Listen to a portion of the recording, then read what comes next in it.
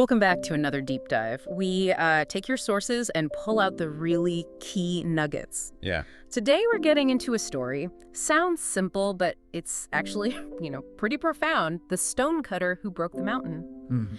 And our mission, really, for this dive is to figure out what actually leads to those huge breakthroughs.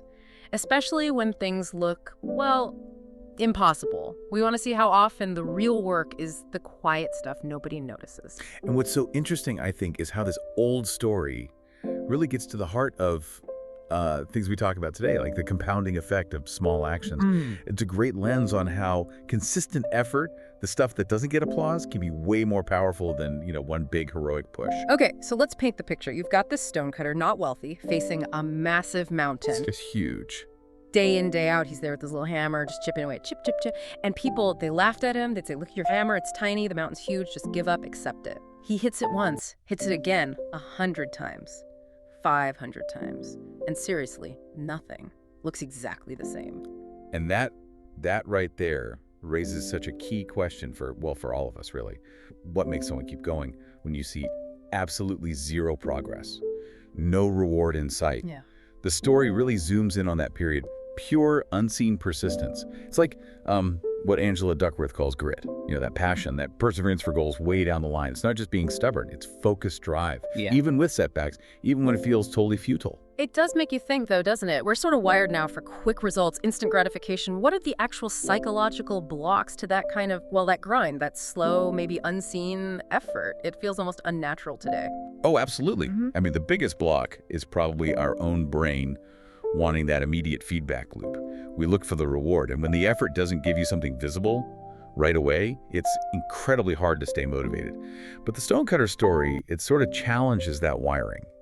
It suggests the real value isn't just the big finish, but the process, the consistency, even when nothing seems to be happening. Okay, so he keeps at it, and then strike number 1001, boom, the rock just splits clean in two. Yeah. Everyone runs over, totally amazed, right? And they're asking, wow, was it that hit? Was that the one that did it? Must have felt like magic. And the stonecutter's answer, Yeah.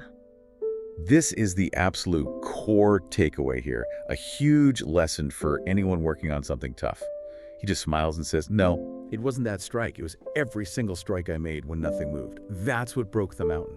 And if you connect that dot to the bigger picture, wow, it tells us that real success, it's not about sheer power or one final dramatic act. It comes from all that persistence nobody saw, forged in the quiet, cumulative effort building up. It's really the essence of deliberate practice. Consistent, focused work, building skill over time, even with no quick wins. That's a really powerful idea. But okay, does this apply to everything? I mean, are there times when just persisting is, delusional, and knowing when to change course, when to pivot is maybe the smarter move? Work smarter, not harder. That is a crucial point, absolutely. The stonecutter's persistence wasn't just like banging his head against the wall randomly. It implies a strategy, right? Yeah. Methodical chipping. There's a difference between that and just blind stubbornness. Sometimes the smarter way is the relentless, consistent, small effort, especially when the path isn't clear. It's not about ignoring impossible odds forever, but understanding that some mountains only crack under that built-up cumulative force. It reminds you of that saying, right? Most people give up on strike 999. This story shows why.